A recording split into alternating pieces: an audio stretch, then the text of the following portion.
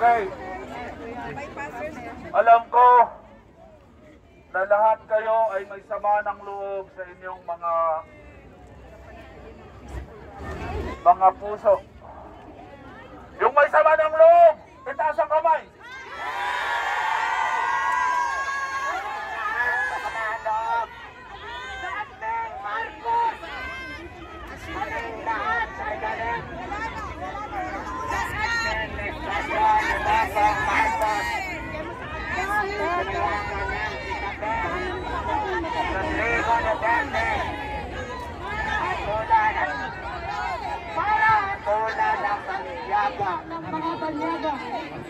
Kami po na mga Pilipino nandito sa Japan ay hindi kumakayak na basta na lang yurakan ang karapatan ng mga Pilipino